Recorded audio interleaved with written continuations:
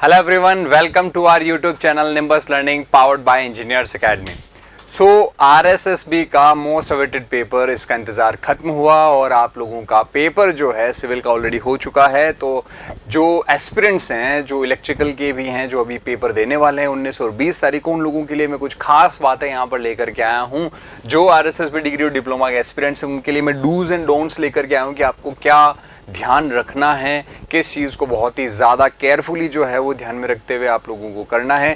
इसके लिए मैंने इसको दो कैटेगरी में डिवाइड किया है। सबसे पहले अगर अपन बात करें तो हम बात करेंगे बिफोर एग्ज़ाम, यानी कि एग्ज़ाम देने आप बैठे उससे जस्ट पहले आप लोगों को इन दिनों के अंदर, एक दो दिन के अंदर क्या चीज़ें ध्यान में रखनी है। सबसे पहली बात अगर अपन करें तो आपको बिल्कुल भी थ्योरी स्टडी नहीं करनी है। आपको लग रहा है कि आपने कोई पर्टिकुलर सब्जेक्ट छोड़ दिया है या सब्जेक्ट में कोई टॉपिक छोड़ दिया है तो उसको अब पढ़ने से कोई फ़ायदा नहीं है। हड़बड़ा में आपने जो पढ़ा है आप उसे भी भूल जाएंगे। बिल्कुल शॉर्ट शब्दों में मैं आप लोगों को समझाने वाला हूं कि आपको क्या करना है क्या नहीं करना है, तो इस वीडियो को अंत तक जरूर देखिएगा। बात करें नेक्स्ट अगले पॉइंट की, तो आप लोगों ने शॉर्ट नोट्स जरूर बनाए होंगे। हर सब्जेक्ट के पर्टिकुलर शॉर्ट नोट्स आपने सब्जेक्ट की प्रिपरेशन के दौरान बनाए होंगे। केवल उन्हीं शॉर्ट नोट्स को रिवाइज करें जिसमें आपने कोई फॉर्मूला या कोई शॉर्ट के अंदर कोई ट्रिक बना करके लिखी हो, ताकि आप छोटे से छोटे या कम से कम समय के अंदर जो है सारे के सारे छोटे से छोटे टॉपिक को भी छू जाएं और आपका समय भी ज्यादा खराब ना हो।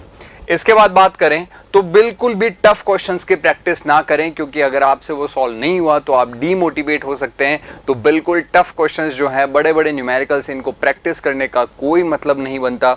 नेक्स्ट बात करें तो आपको एग्जाम जानने से पहले, एग्जाम देने से जाने से पहले आप लोगों को एक ट्रांसपेरेंट पाउच जो प्लास्टिक आता है वो प्रिपेयर कर लें। उसमें आपका एडमिट कार्ड याद से रख लें। एक ट्रांसपेरेंट पेन जो ब्लू कलर का बॉल पेन है वो यूज करना है आप लोगों एग्जाम में, और एक लेटेस्ट फोटो आप लोगों से मंगवाया गया है जो वहां पर चिपकाया जाएगा। तो ये तीन चीजें आपके उस ट्रांसपेरेंट पाउच में होनी चाहिए। एडमिट कार्ड होना चाहिए, आपका पेन होना चाहिए और साथ ही साथ एक फोटो और एक ओरिजिनल आईडी कार्ड आपको अपने साथ कैरी करना है ताकि वहां पर वो मैच कर सके उसे। नेक्स्ट इसके बाद बात करें तो आप लोगों को प्रॉपर ड्रेस कोड का भी एक गाइडलाइन जारी किया है। आप अगर वेबसाइट पे जाकर के देखेंगे तो एक पीडीएफ वहां पर डाला गया है कि कैंडिडेट्स को किस गाइडलाइन को फॉलो करना है। आप लोगों को मास्क पहन करके जाना है, आपको सैनिटाइजर्स वगैरह वहां प्रोवाइड किए जाएंगे तो उन प्रोटोकॉल्स का आपको फॉलो करना है। आपके हाथ में किसी भी तरीके का कलेवा नहीं होना चाहिए, आपके रिंग्स वगैरह या फिर कोई ज्वेलरी वगैरह नहीं पहनी हुई होनी चाहिए। गर्ल्स के लिए स्पेशली हेयर के अंदर कोई क्लिप्स नहीं होनी चाहिए, रबर की क्लिप का यूज करें। स्टूडेंट्स को हाफ बाजू की शर्ट्स या टी शर्ट और पजामा या पैंट पहन करके जा सकते हैं और उसके साथ नीचे स्लीपर्स के लिए कहा गया है। तो आप इस गाइडलाइन को एक बार वेबसाइट पे जाके पीडीएफ डाउनलोड करके गो थ्रू कर लें, और आपने अगर पहले पेपर दिया है आरएसएसबी का तो आपको आइडिया होगा कि आपको ड्रेस कोड कैसा मेंटेन करना है।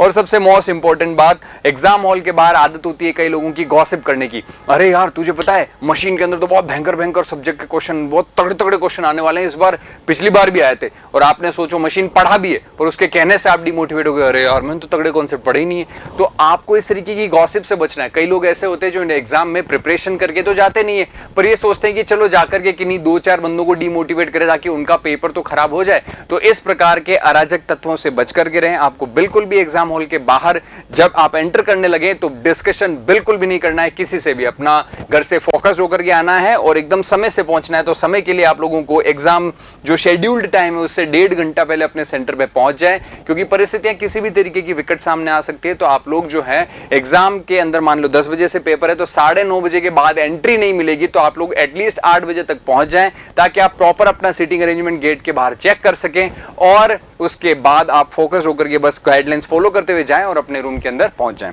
अब एग्जाम देने के दौरान आप लोगों को क्या क्या जो है वो चीजों का ध्यान रखना है, ड्यूरिंग एग्जाम आपको किन चीजों का ध्यान रखना है उसके बारे में डिस्कस कर लेते हैं। सबसे पहली बात अगर अपन डिस्कस करें तो आपको एग्जाम के अंदर प्रॉपर अपना सीटिंग अरेंजमेंट चेक करना है। आप जहां पर बैठे हैं, आपका रोल नंबर लिखा है वहीं बैठे, और चूंकि पेपर ऑफलाइन होने वाला है आपको टेबल और कुर्सी जो मिलेगी उसको चेक कर लें कि कहीं लूज तो नहीं, कहीं कील काल तो नहीं निकली है। पता चला बिना देखे बैठ गए और इंजरी हो गई तो आप लोग पेपर देने में भी दिक्कत हो गई। तो ये अगर हिल डुल रही है तो पहले से ही बता दे ताकि आपकी सीटिंग अरेंजमेंट प्रॉपर हो सके। एंड टाइम पर पहुंचे फिर पता चला टेबल ही हिल रही है तो लोग कहेंगे भैया पहले आते हैं, इस तरीके की गलतियां आप क्यों करें। तो आप अपना सीटिंग अरेंजमेंट प्रॉपर चेक करें, उसके बाद आप एकदम काम हो जाएं और फोकस्ड रहें। एग्जाम हॉल में पेपर जब आने वाला होता है उससे जस्ट पहले हार्ट बीट काफी लोगों की बढ़ चुकी होती है, जो बहुत ज्यादा तैयारी करके जाते हैं उनकी तो स्पेशली ज्यादा हो जाती है।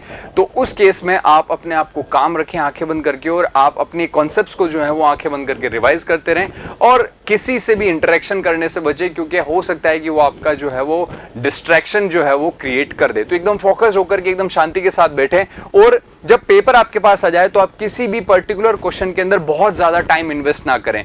पर्टिकुलर टाइम आप लोग देख लीजिए, 120 क्वेश्चन है, आप लोगों को टाइम पीरियड के अकॉर्डिंग एक क्वेश्चन का टाइम आप निकाल लें। उससे ज्यादा टाइम अगर कोई क्वेश्चन ले रहा है, आपको लग रहा है आप पॉजिटिव है कि आप सॉल्व कर लेंगे, तो ही इन्वेस्ट करें, अदरवाइज उसमें इन्वेस्ट ना करें। और जो बड़े बड़े न्यूमेरिकल्स हैं या बड़े बड़े क्वेश्चन या थ्योरेटिकल डिटेल्ड कॉन्सेप्ट वाले क्वेश्चन है, उन्हें सेकंड राउंड के लिए छोड़ सकते हैं, क्योंकि कई क्वेश्चन ऐसे होते हैं जिनको आप पढ़ते ही आंसर कर देंगे कि हाँ इसका आंसर ये है। तो पहले राउंड में उन सारे क्वेश्चन को निपटा दें, ताकि जब सेकंड राउंड के ऊपर आप आए तो आपके पास में ये रहे, क्योंकि 70% क्वेश्चन जो है वो थ्योरेटिकल ऐसे होते हैं जो आप पढ़ते ही आंसर कर देंगे। तो उस केस के अंदर आप अगर बहुत कम टाइम में 70% पेपर कवर कर जाएंगे तो उस केस में आपका कॉन्फिडेंस बहुत बढ़ जाएगा कि यार अब तो मेरे को 30% पेपर करना है और टाइम मेरे पास 70% बचा है। तो आप इस तरीके से फर्स्ट राउंड सेकंड राउंड के अंदर पेपर को बांटे, इजी क्वेश्चन पहले अटेम्प्ट करें, टफ क्वेश्चन सेकंड राउंड के अंदर अटेम्प्ट करें। और उसके बाद OMR के लिए बहुत बड़ी गलती हो जाती है। ऑफलाइन पेपर के अंदर हम OMR जो भरते हैं तो हम सोचते हैं कि सबसे लास्ट में भर लेंगे यार, 5 मिनट के अंदर सारे बबल भर लेंगे। नहीं, आप टारगेट रखें कि आपने 10 क्वेश्चन अटेम्प्ट किए तो 10 क्वेश्चन की OMR फिल कर लें, फिर 10 क्वेश्चन अगले अटेम्प्ट करके उसकी OMR फिल करें, फिर अगले 10 क्वेश्चन अटेम्प्ट करके उसकी OMR फिल करें। ऐसे साइमल्टेनियसली 10-10 क्वेश्चन या 5-5 क्वेश्चन के पैचेस में आप अपनी OMR साथ के साथ फिल करते जाएं। ध्यान रखिएगा OMR फिल करते टाइम बबल को अच्छे से डार्क करें और किसी तरीके की गलती ना करें। इसके लिए ब्लू कलर के बॉल पेन का यूज करें, ऐसा इंस्ट्रक्शन में क्लियरली लिखा है। सो इसी के साथ ये डूज एंड डोंट्स मैंने आप लोगों को बताए हैं। आई होप आप सब लोग इन चीजों का अच्छे से ध्यान रखेंगे। तो मेरे कंप्लीट निम्बस लर्निंग की फैमिली की तरफ से आप सभी RSSB degree and diploma aspirants को मेरी तरफ से all the best. Student, how are you? So best of luck for your RSSB examination, जो कि आपका कल होने वाला है 19 तारीख को। सो एकदम कूल होकर एग्जाम दीजिएगा। All the best for this examination. तो स्टूडेंट्स, टाइम मैनेजमेंट का आपको प्रॉपर ध्यान रखना है। All the best. स्टूडेंट्स, आप बहुत बेहतर करने वाले हो। All the best. If you really like the video, please hit the like button, share the video, subscribe to our YouTube channel and press the bell icon for the latest updates. Thank you.